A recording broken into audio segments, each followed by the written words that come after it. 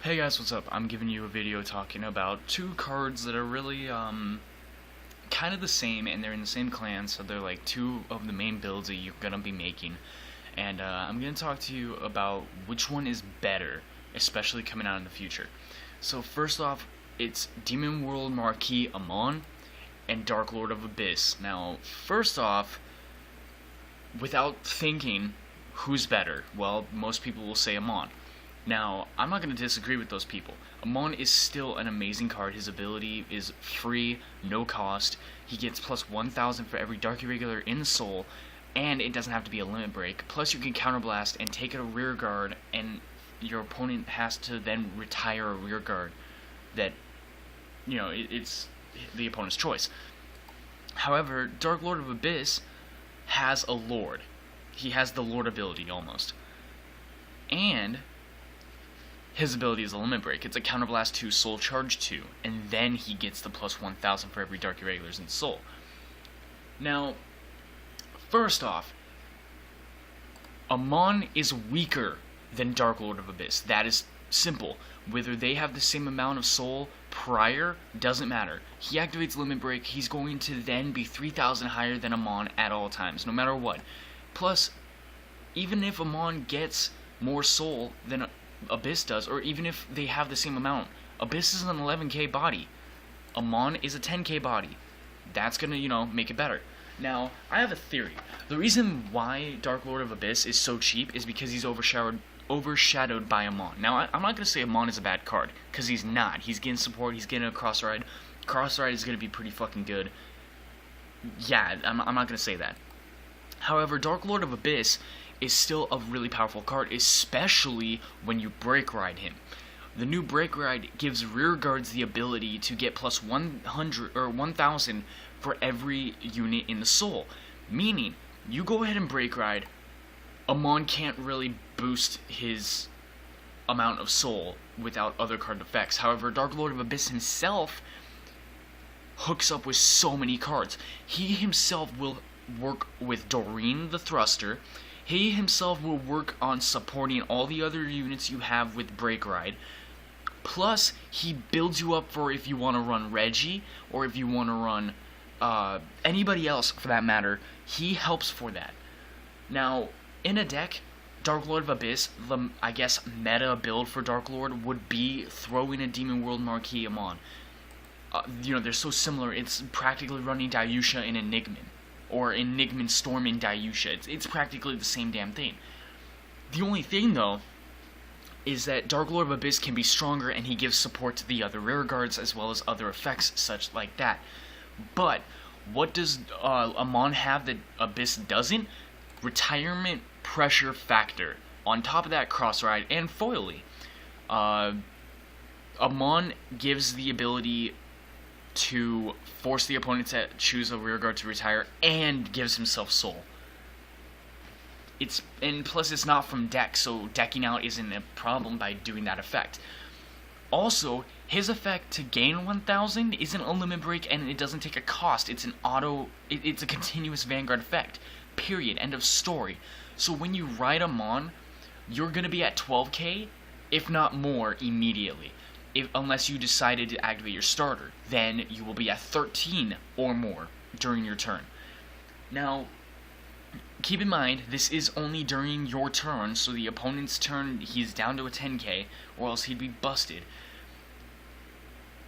That's not the only thing, though. There's other units in House of Amon, I can say, that give bonuses to a unit with Amon. The fact that he has an Amon means it's going to work. Because he doesn't have Amon in the name, it doesn't work.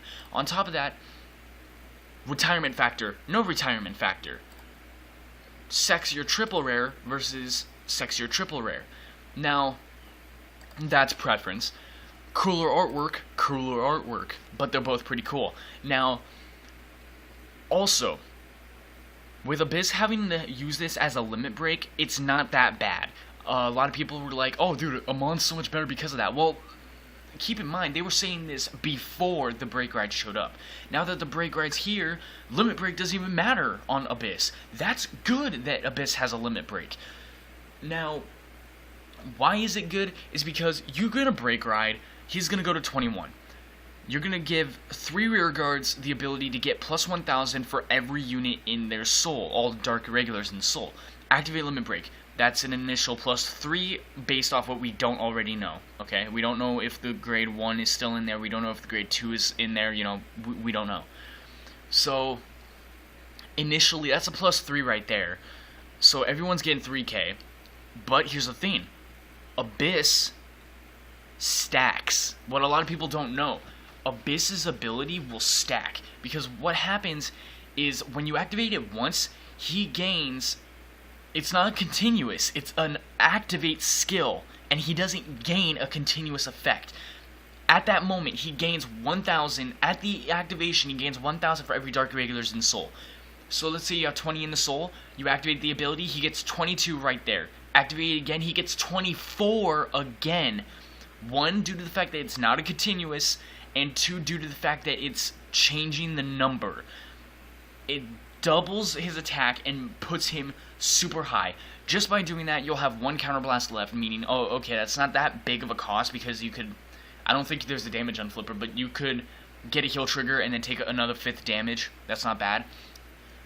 But boom, there you go. And it's not like you gave up everything you had in order to pull this off, because you could get his limit break off again.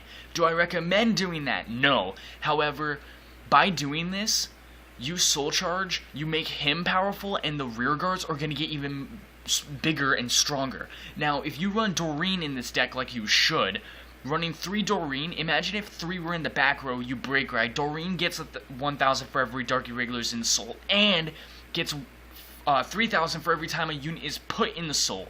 So let's say you have 20 in the soul.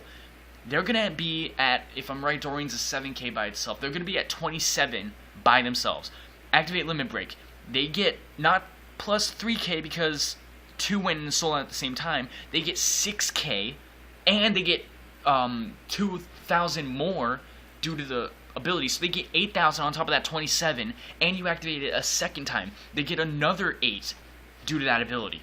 Plus, you know, if you activate other abilities, such as Alluring Succubus, the grade 2 Succubus, Yellow Bolt, stuff like that. It stacks up, and he becomes a friggin' powerhouse. However, you gotta realize something that is an issue. He counterblasts, and limit break is a requirement that you must give. Demon World Marquis does not have that, and he gets a cross ride. Plus, he has support under his name. So, yeah, it really matters on what you guys personally want to do. I've noticed that Amon and even Lukier do not use the break ride in their decks because cross riding is so important. The break ride is like a minimum thing that you worry about. However, I feel like if you're going to run Deptyrian or whatever is Kingdom Masks, Dark Lord of Abyss is your guy. I feel like he's a lot more important to use than Amon would be. Plus, his limit break isn't even that big of an issue. Like I just showed you guys, he helps the rear guards even after break riding. So practically, I want to say King of Masks is more based for Dark Lord of Abyss, if you ask me. Anyway, guys, I hope you like this video. I will, if this video, you know, gets some support, then I'm going to be doing more tips. I'll do more variety too. And yeah, so anyway, guys, I hope you like this video. Please like, subscribe. Comment what you think between Dark Lord of Abyss and Amon. Also comment what other tip videos you guys would like to see. And yeah, and for the record, just because I make these videos does not mean I am a Vanguard pro. This is all opinionated and stuff that I have played with and tested myself. So this is just coming from experience of me using both these guys and all that stuff. Anyway, guys, I'm out of here. Please go check out the team tournament video. It's up on my channel if you guys would please, if you're interested in participating in the team tournament. It has information that you definitely require if you want to be part of it. Anyway, guys, I'm out of here. Later.